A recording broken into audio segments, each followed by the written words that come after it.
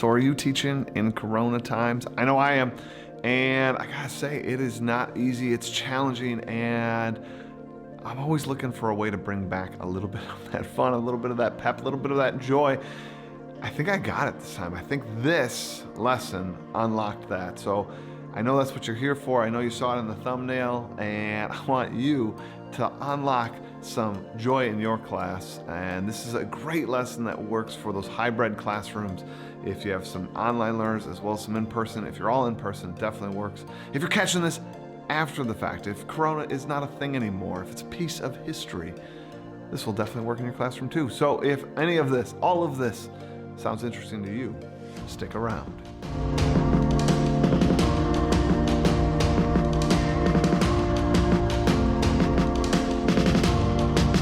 All right, thanks for sticking around, guys. I really want to break down this lesson and some of the components in it and why it worked so well. So first off, I gotta tell you, I got a little bit of gamification here with theme.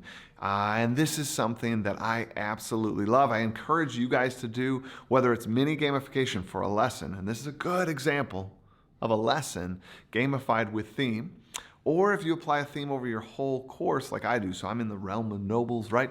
But in this particular activity, it really didn't snap into my huge game. We just called it a battle royale. And what they were doing is they were pretending to be some engineer design teams for the king and queen who kind of want to make some new sort of structures. The structure piece was this gamified element in which in this particular review game, they're earning some blocks that they can build with. But we're gonna get to that in a second. The structure of this entire activity is basically, I have these 8 envelopes, and in the envelopes, we got these tasks that they have to do, right? And I came up with these various tasks, and a team goes up, grabs an envelope, opens it up, and sees the task. The task might be like, find 4 of these, write 5 of those, define this, or write that. They're kind of broader topics than a specific question. So don't think quiz question, but think like more of a recall or synthesis. Crap, this is so hard. So the ones I did, for example, just to give you a smattering for my history class, but you could really theme this out for whatever you're doing. But for me, I had them do 8 vocabulary terms. I had them do 4 things that connected to laws and government in this unit.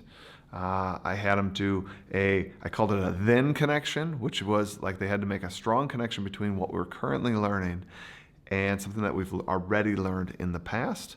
And then I had a now connection where they had to come up with one connection from the current unit to the present day. These are just some examples of the things that are in the envelopes. And they'd get an envelope, they'd come back to their group, and I made them all, because of socially distancing, I made them all work on a Google Doc. So they all like shared a Google Doc with each other, and their team's working on that Google Doc as their answer sheet. And they're trying to find the 5 or 4 or 1 strong connection.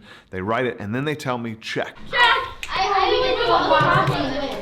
And I come on over and I check that. And if they're good, if they're on point, if I like it, then they get to take that envelope, put that card back in, go back up to this front table that I have behind me, and put that envelope down, grab one of the 3 remaining envelopes, because there was 8 envelopes, 5 groups, and then they would take a die, an 8-sided die. I had one person be the die roller so that they don't all be touching the dies, right? And I had 5 different dice for the 5 different teams.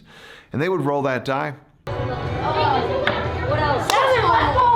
And then up on that board over there, they had to write down that they got a 6. So that's kind of like a leaderboard.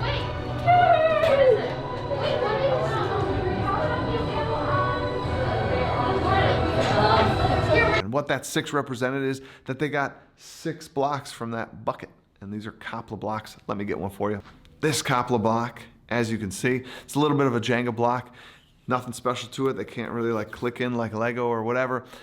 The whole storyline was that the royals wanted them to build a tall, magnificent tower, and the highest tower is going to win. So here we have a review game in which they're giving me content. We're halfway through our unit, And so I wanted them to like make sure they're sort of practicing and recalling the information that we've learned so far before we move on and stack on a whole mother load of more facts and details in the second half of our unit.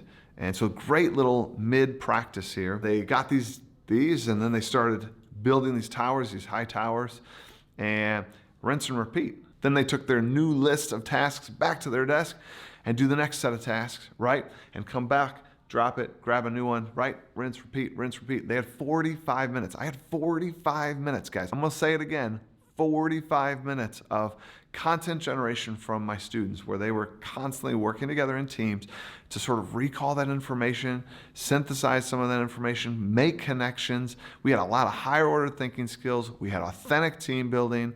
We had a gamified theme over the whole thing. And then another aspect of gamification, we had the time element. So up on the board here, we had a 45-minute timer ticking down. So we have the time mechanic, we have theme applied here, and then I love this.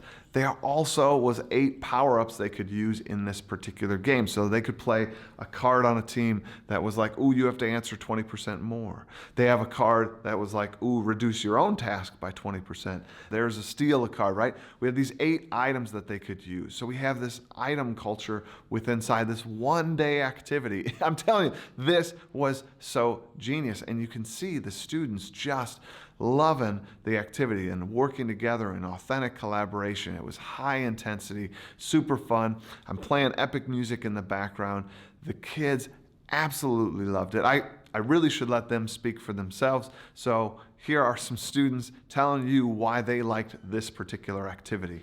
I thought it was cool how you didn't necessarily need to answer the most questions. You just need to have like a good strategy while you're playing the game. I'd say that it was perfect and I wouldn't change a thing. I especially like that I get to be annoying to the other teams. It was really fun and it like tested your teamwork. I liked it a lot how you had to like do something and then you can like get a power up to like make it easier, and then you have to build a tower.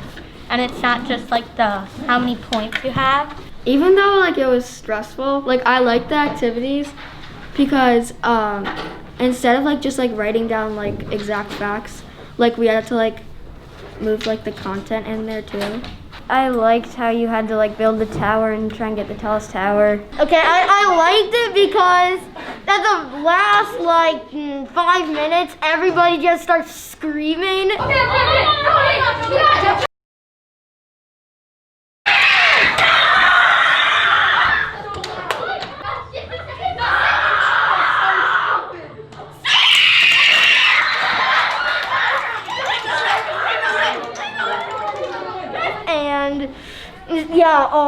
And it turns everybody's face red. It was really fun because like it challenged us to remember everything, but then also express it in creative ways and work with our team even though we were all so far apart.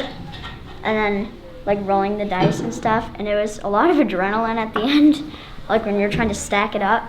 I think it was really fun and less stressful because usually like assessments like this are stressful. And we stayed social distance most of the time, and we all worked really hard, and I thought it was really fun. Also, congratulations, Athens. So there you go, guys. Like right out of the mouths of my students, they loved this activity, and so did I. It was fun to design. It doesn't take a lot on your part to design, especially if the theme's already there. And then 2, like the activity was just so fun to manage. It was so great to see them sort of excited about class. It worked with those digital students. You could see digital students and like the hybrid nature for both the students on both sides of the end here working together. That worked. It was just a smash hit. I hope you think about doing something like this. As always, super love it if you guys could give this a thumbs up if you liked it. If you didn't like it, give it 2 thumbs down. You can do that. And I would love it if you subscribe to the channel. There is so much great PD on this channel, and I love the community here. Always encouraging you to sort of post comments down below so that we together can kind of grow, learn, share. And if you're looking for any other details about things that I'm offering, podcasts, PD, other events, check the links below. Ways to connect with me. Absolutely love to hear from you. That's all I got for you today. All right, guys, take care.